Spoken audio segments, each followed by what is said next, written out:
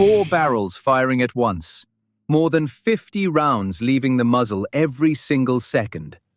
The noise is not something you hear so much as something you feel. A physical pressure in the chest, a vibration that travels up through the soles of your boots from the ground beneath you, even when you are standing 300 meters away from the machine that is making it. And the aircraft that a moment ago seemed fast enough and low enough to be untouchable simply comes apart in the air before its pilot has time to begin the evasive maneuver he was trained to execute. That is what the Shilka does. That is what it has always done. And the story of how a small caliber weapon ended up becoming one of the most consequential pieces of ground-based air defense equipment ever built is not a straightforward story of engineering triumph.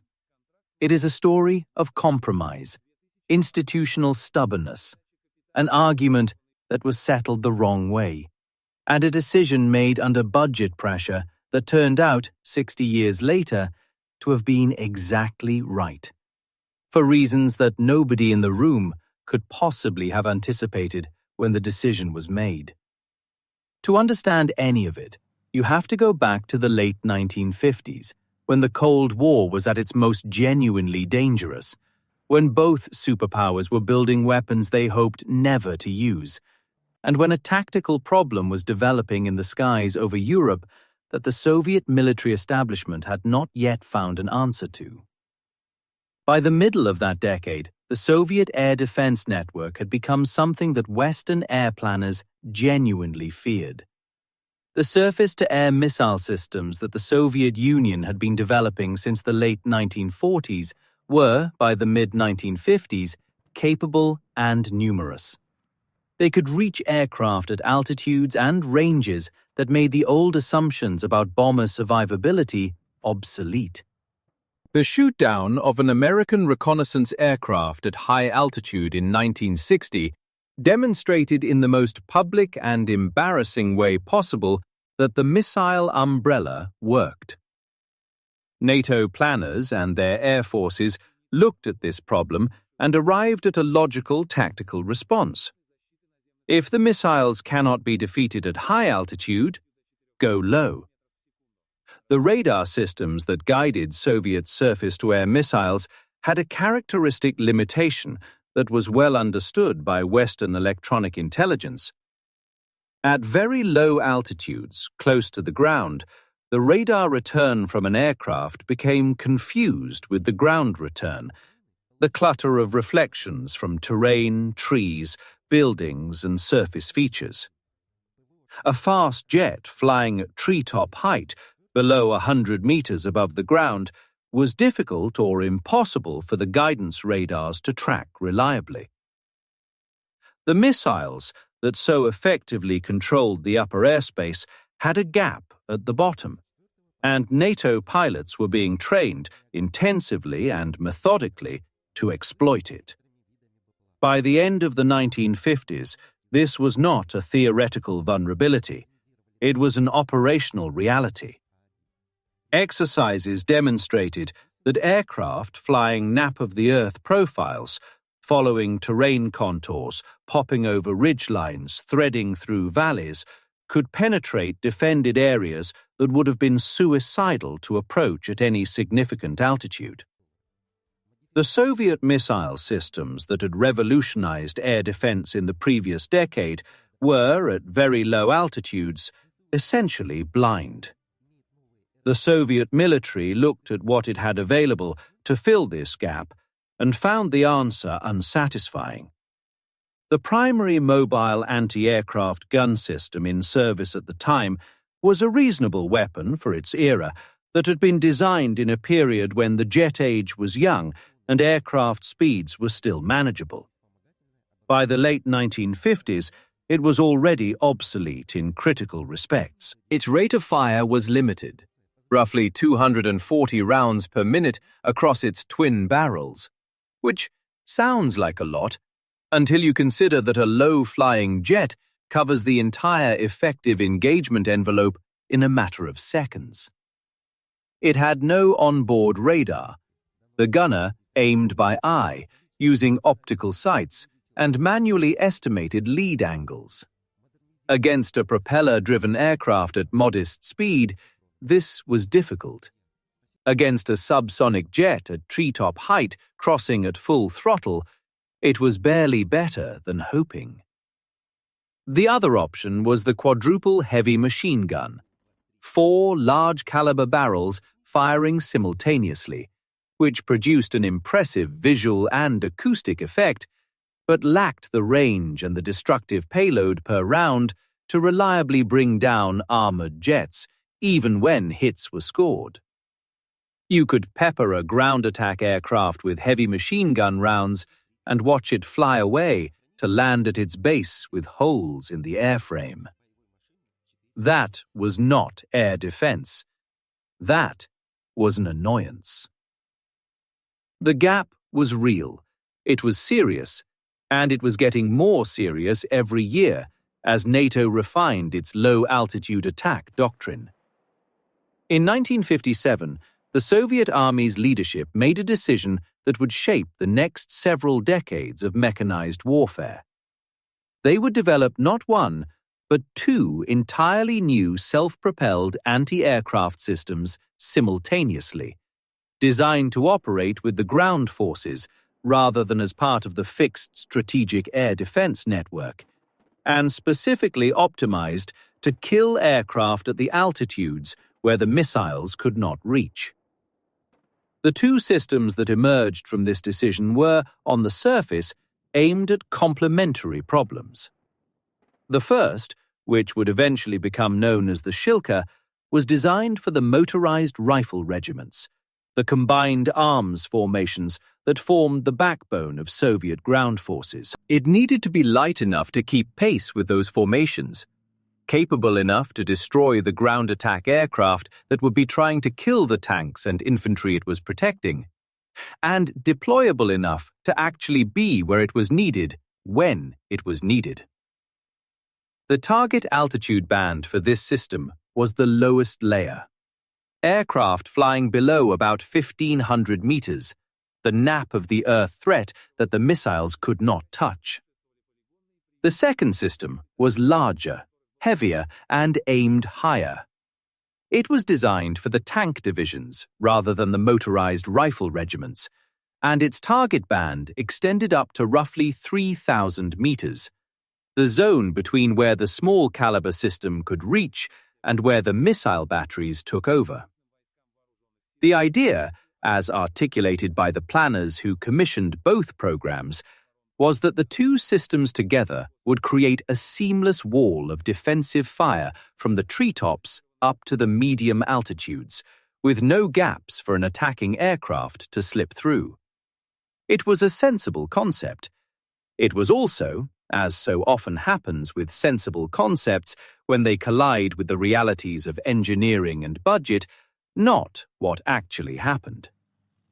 When both prototype systems completed their comparative trials in 1961, the data produced a picture that complicated the tidy planning narrative considerably.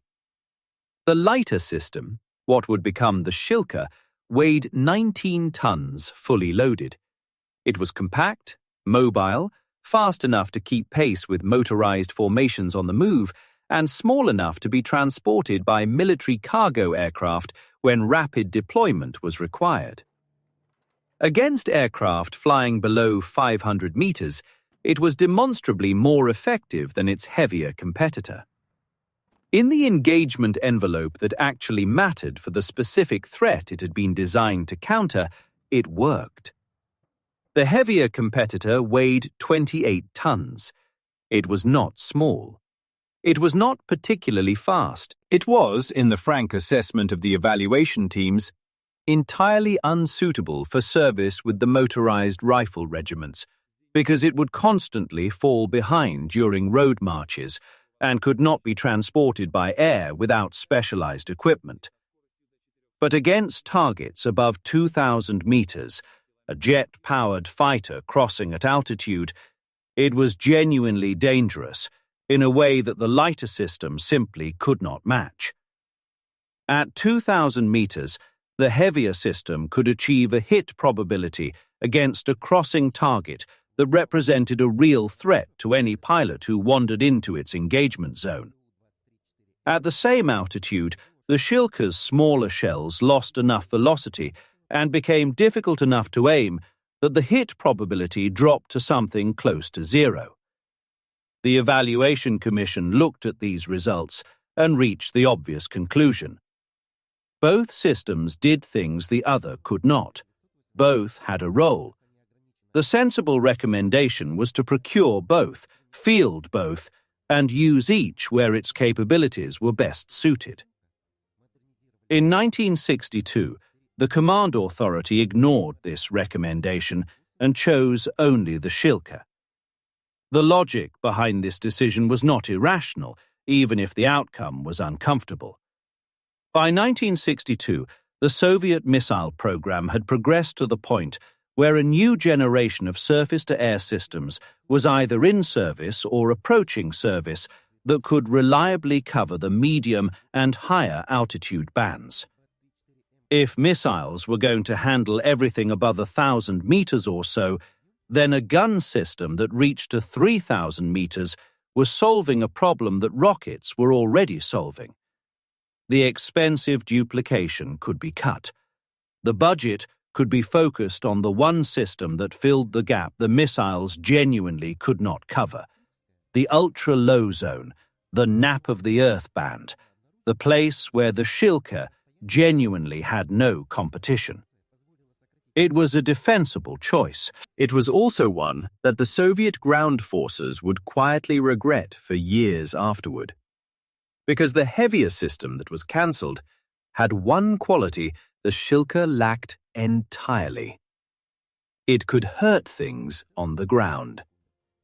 Its larger caliber shells had the armor penetration to threaten lightly armored vehicles and to suppress positions in ways that the Shilka's 23mm rounds could not reliably achieve. An anti-aircraft gun that can also function as a support weapon in ground engagements is worth considerably more than one that can only look upward. But the decision had been made, and the engineers turned their attention to making the surviving system actually work. Because the Shilka, as it existed when the procurement decision was taken, did not yet actually work. Not well enough to put in front of troops. The gun system itself, a quartet of 23mm automatic cannons mounted in a rotating turret, was conceptually sound. 4 barrels firing together could put an enormous volume of metal into a small patch of sky in a very short time. The rate of fire was the point.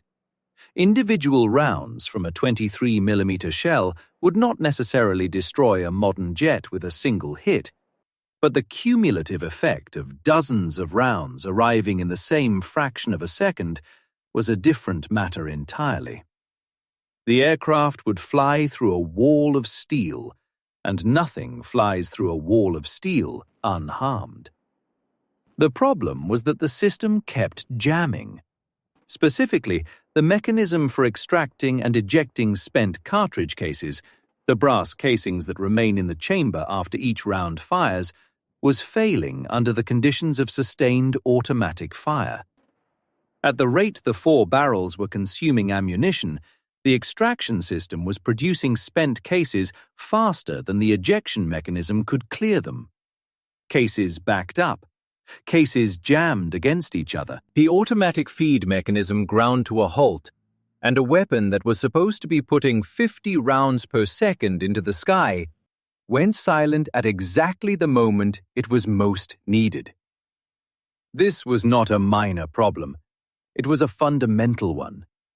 The entire tactical rationale for the Shilka, the reason it had been chosen over its heavier competitor, the reason its small caliber had been accepted as an acceptable trade-off, was the rate of fire. A low-flying jet is in the engagement envelope for seconds. Every one of those seconds, the weapon needs to be cycling and firing. A jam that takes the system offline for even a few seconds while the pilot is in the kill zone is not a degraded capability. It is a failed engagement. The aircraft survives, and the troops it was attacking do not. Beyond the case ejection problem, inspections of the production-ready components revealed additional deficiencies. The barrel cooling system, necessary because 4 barrels cycling at that rate generates substantial heat in the metal, had design flaws that led to uneven cooling and accelerated wear.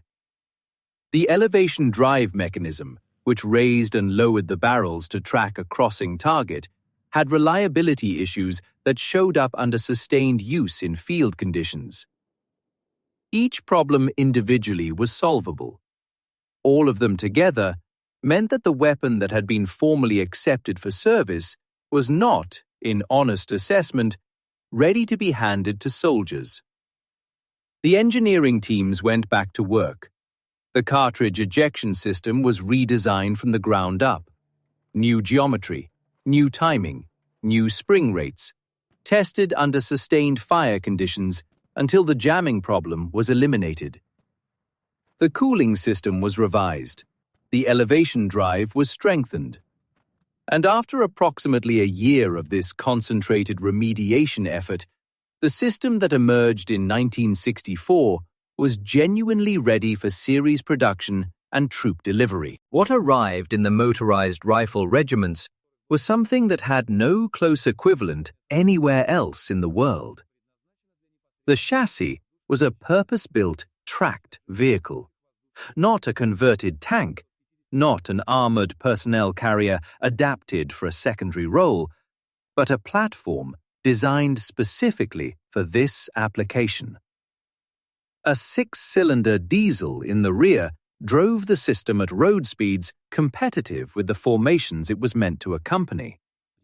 The crew of 4, a driver in the hull and a commander, range operator and gunner in the turret, had access to heating, ventilation, and night observation equipment that represented genuine capability rather than afterthought provisions. The turret carried not just the 4 gun barrels, but the complete fire control package that made the weapon dangerous rather than merely noisy. A radar system mounted on the turret rotated with the guns, tracking targets that the search function identified and flagged for engagement. When a target was acquired, a fire control computer, analog by the standards of the era but capable, calculated the lead angle automatically. Lead angle is the fundamental problem of anti-aircraft gunnery. The target is not where you see it when you fire, it is where it will be when your rounds arrive. Getting this calculation right under the time pressure of a crossing target requires either extraordinary human skill or a machine that can do the math faster than any gunner. The Schilker's computer handled it, continuously updating the solution as the target moved and feeding corrections to the hydraulic drives that pointed the barrels. The system could track and engage while the vehicle was moving. This was not a trivial capability. A weapon that must stop, stabilize, acquire, and engage loses precious seconds at the beginning of every engagement. A weapon that can track a target while driving at 30 kilometers per hour is already pointing at the aircraft before the driver touches the brakes. 3 separate modes of engagement were built in, as a hedge against the inevitable moment when the electronics would fail or be jammed. The primary mode was fully automatic. Radar tracks, computer calculates, hydraulics point, the crew fires. The secondary mode kept the radar running as a rangefinder, but transferred angular tracking to the gunner, who physically followed the target with a sight, while the computer continued to calculate lead using the radar's range data. The tertiary mode was entirely manual. The radar and computer both off or unavailable, the gunner aiming by eye, using a reticle with range rings, estimating lead from experience and training. The layers of backup were not theatrical. They reflected a realistic understanding that a combat vehicle operates in an environment where electronic systems get damaged, jammed, and destroyed, and the crew still needs to be able to engage. The vulnerability that nobody could design away was the armor. 15 millimeters on the hull sides and front, less than 10 on the turret. This was sufficient to stop rifle-caliber bullets and the fragments from artillery rounds that burst nearby. It was not sufficient to stop anything heavier. Not heavy machine guns, not automatic cannon, not rocket-propelled grenades. The crew inside an engaged Shilka was protected against the relatively minor threats, but exposed to everything more serious. The tactical answer to this was positional rather than material. The Shilka was never supposed to be in direct fire contact with the enemy. It was supposed to be positioned behind the forward line, within the protective bubble of the tanks and infantry it was covering, far enough back that it could see the airspace, but not so far forward that enemy ground forces could engage it. The iron rule was simple. The anti-aircraft vehicle does not go to the front. It fights from depth, using its radar to see threats at range, engaging before the attacking aircraft reaches the protected formation, and relying on the combat elements ahead of it to handle anything that arrives on the ground. This worked when the tactical situation allowed it. It worked less well when the tactical situation did not. The first large-scale test of the Shilka in actual combat came during the 1973 Middle East War, where Egyptian and Syrian forces, equipped with Soviet-supplied systems, engaged Israeli aircraft that had enjoyed essentially unchallenged air superiority in the previous conflict. The Israeli Air Force had built its doctrine, its tactics, and its pilots' confidence around the assumption that ground-based air defense was a surmountable problem, that a skilled pilot at low altitude, moving fast, could find the gaps in the defense and exploit them. The Shilka, deployed in numbers for the first time in a genuine combined arms offensive, demonstrated that those gaps had closed. When Israeli jets descended from medium altitude to attack ground targets, the precise maneuver they had been trained to execute, the tactic that had worked so well before, they flew into the engagement envelopes of systems that did not need them to be at medium altitude. The radar tracked them. The computer solved the lead angle. The 4 barrels fired. And aircraft that had survived previous engagements, flown by pilots who had every reason to be confident, came apart over the desert. The losses were significant enough to force an immediate revision of Israeli air tactics. Pilots who had been briefed that low altitude was safe discovered during the opening days of the war that it was not. The combination of the Shilka at the lowest altitudes and missile systems at higher bands had created exactly the seamless defensive envelope that Soviet planners had intended. A wall of lethal fire that extended from the treetops to medium altitude with no exploitable gap. The lesson was noted everywhere that matters in military aviation. The Shilka had demonstrated in combat what it had promised on the test range. That small caliber and extreme rate of fire, paired with an automated tracking and lead calculation system, produced an anti-aircraft weapon that was genuinely dangerous to modern jets at low altitude. American aviation planners, who had been watching the Soviet development program carefully, revised their own assessments of what a low-altitude attack profile actually cost in terms of aircraft and crews. The revision was substantial. This concern ran in both directions, and here the story develops one of its stranger subplots. American aviation planners, concluding from the Shilka's demonstrated effectiveness that low-altitude jets needed more protection against small-caliber automatic fire, began pushing harder for ground attack aircraft with heavier structural and armor protection. Aircraft that could absorb 23mm hits and keep flying. The program that eventually produced a heavily armored, dedicated close support aircraft was shaped in part by the need to survive weapons exactly like the ones Soviet engineers had built. Soviet planners, in turn, learned that the Americans were developing heavily armored ground attack aircraft specifically designed to withstand small caliber fire. They concluded, correctly, that an aircraft built to absorb 23mm rounds represented a threat that the Shilka's caliber might not be sufficient to address reliably.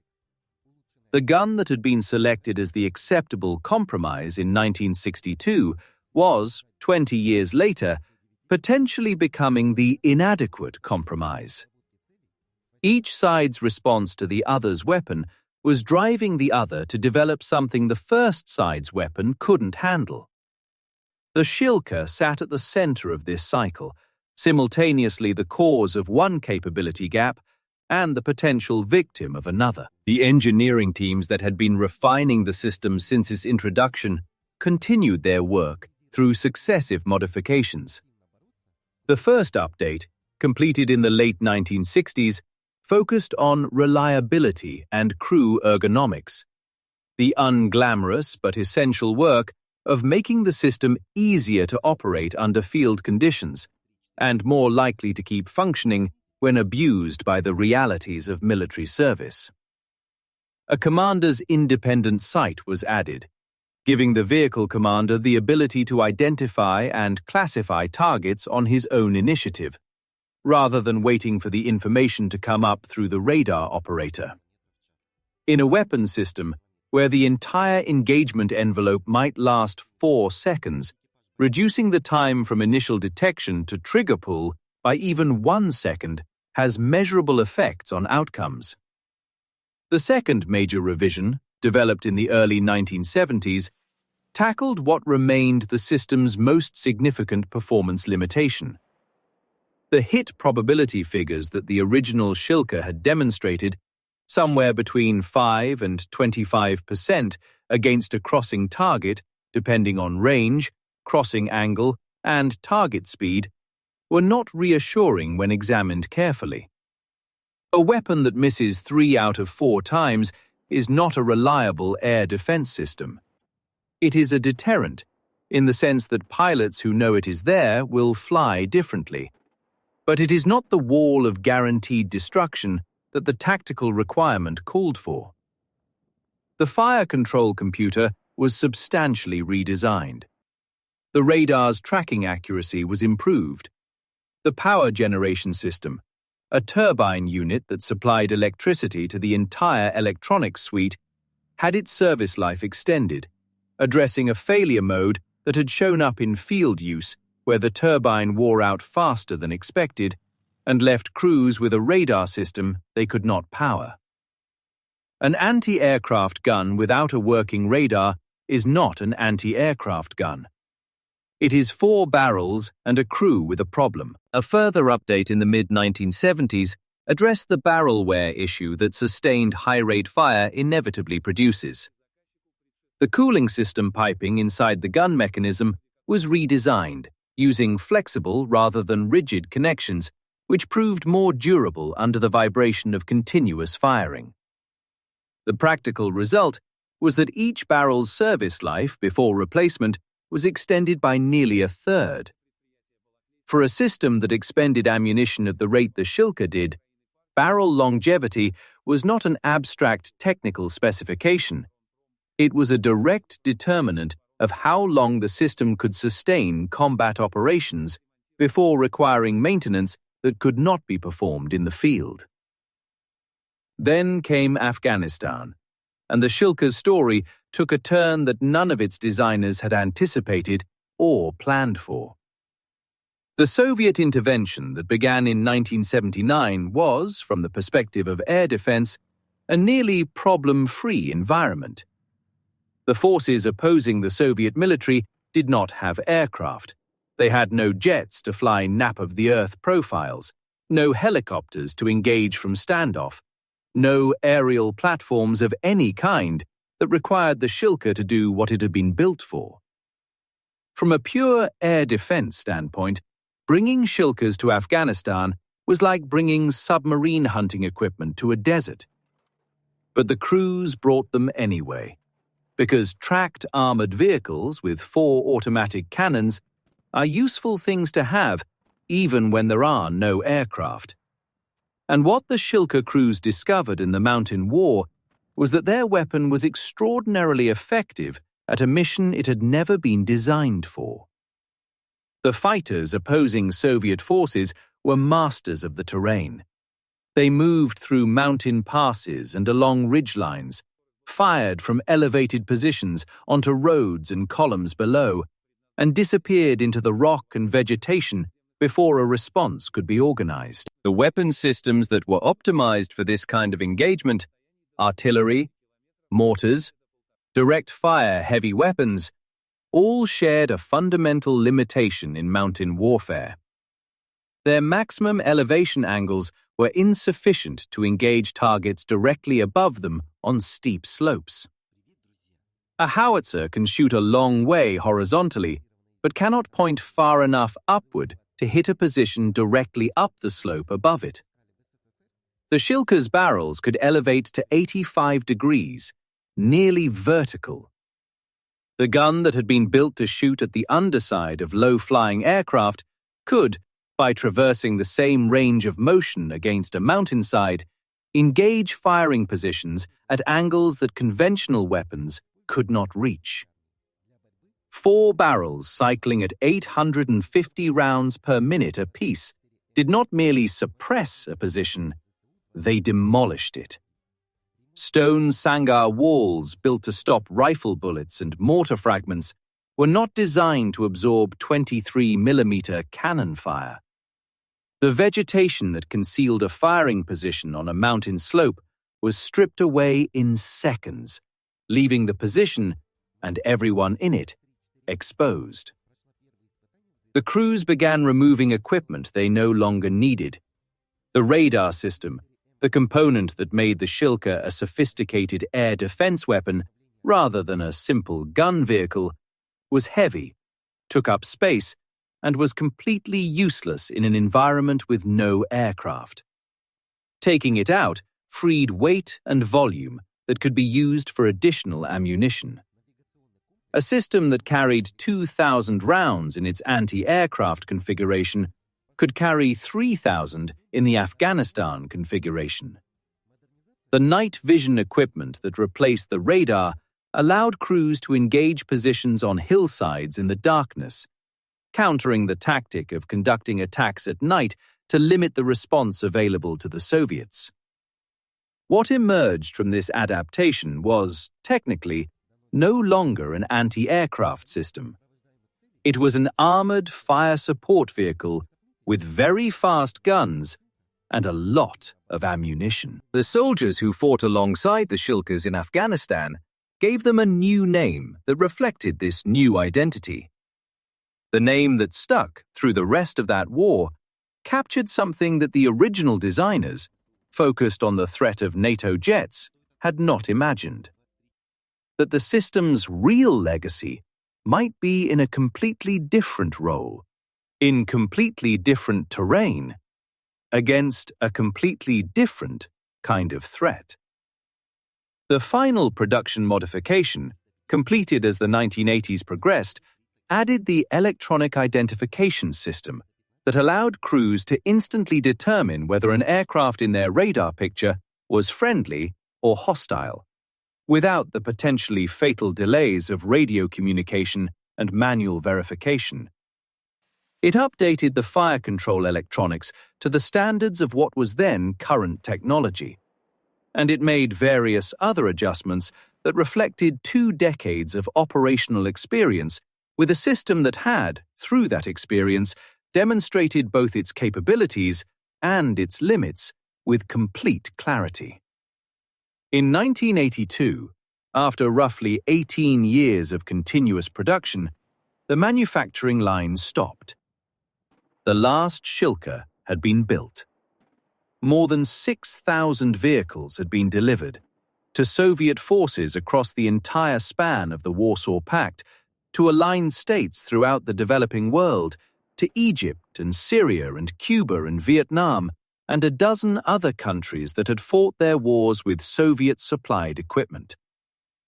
In almost every country where a Shilka had arrived, it had eventually been used in combat. And in almost every combat where it had been used, the pilots on the receiving end had been forced to change something about how they flew.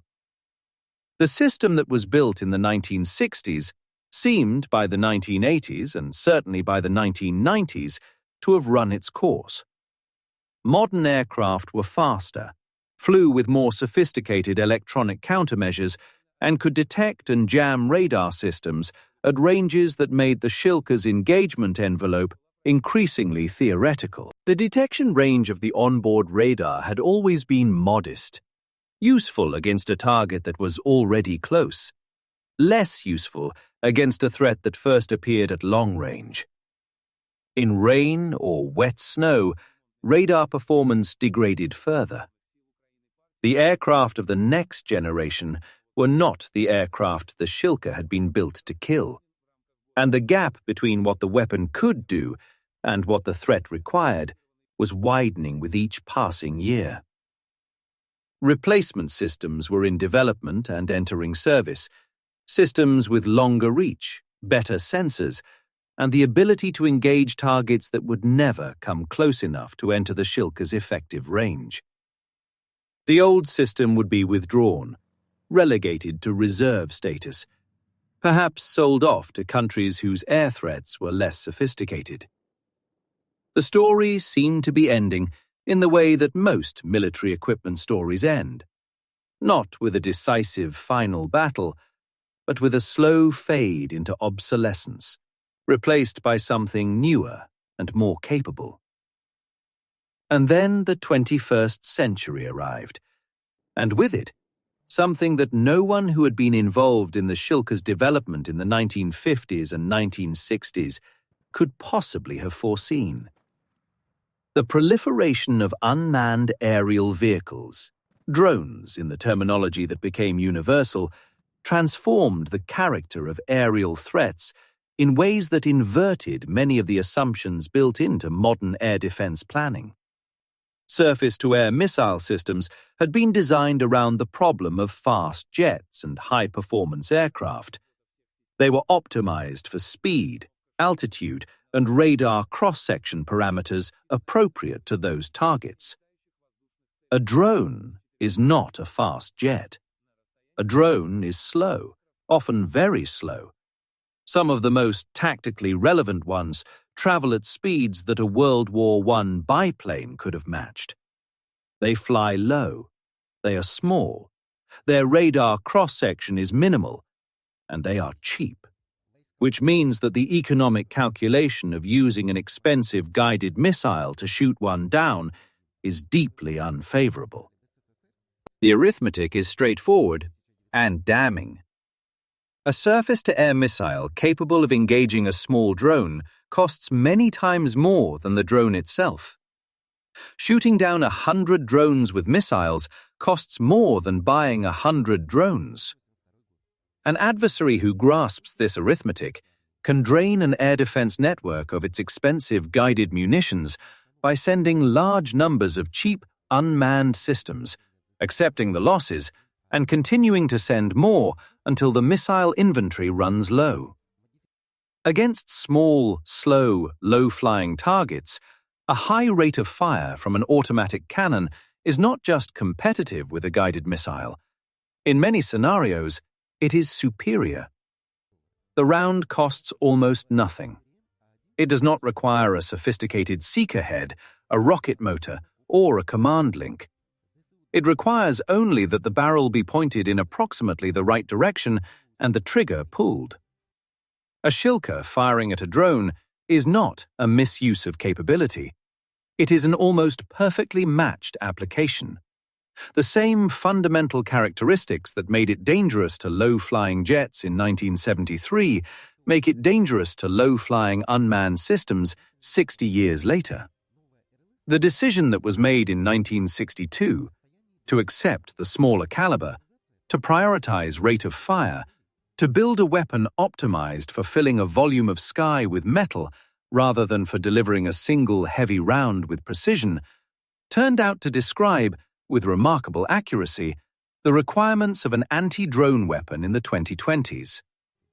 Nobody in the room when that decision was made was thinking about unmanned systems.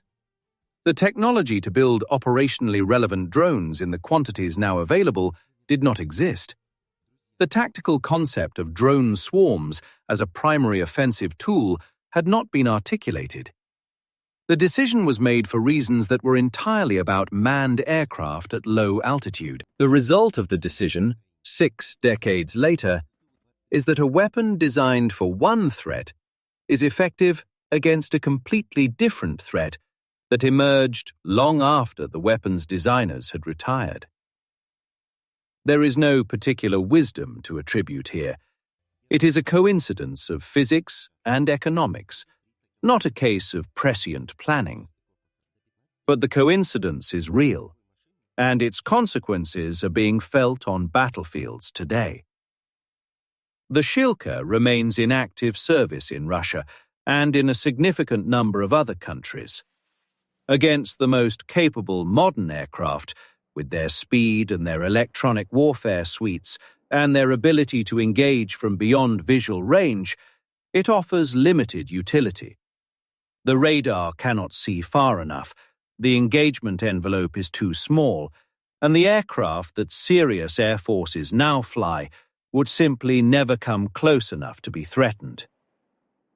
In a high-intensity conflict against a first-rate opponent, the Shilka is not a solution to the air defense problem. But the nature of the conflicts being fought has changed, and the threats that appear in them have changed, and a weapon that was designed for a specific version of one problem turns out to be quite good against a very different version of a different problem. The 4 barrels that were designed to shred a NATO ground attack aircraft in 1965 are, without modification and without replacement, effective against the unmanned systems that now constitute a primary tactical threat in every conflict where they appear. This is the ending of the Shilka's story, or at least the ending as it can be written today. Not a retirement, not a museum piece, but an active service weapon that has outlived several generations of the threats it was built to counter and found relevance against threats that did not exist when it was conceived. The compromise that was forced on the engineers in 1962, the smaller caliber that was accepted reluctantly because the alternative was too heavy, the rate of fire that was chosen over individual round effectiveness, all of it, viewed through the lens of 60 additional years, looks less like a compromise and more like an accidental insight. The gun that was built for the Cold War is fighting the wars of the present, and it is still, in the specific domains where its capabilities apply, doing exactly what it was always designed to do, making the sky above the ground forces a place where whatever is flying does not survive.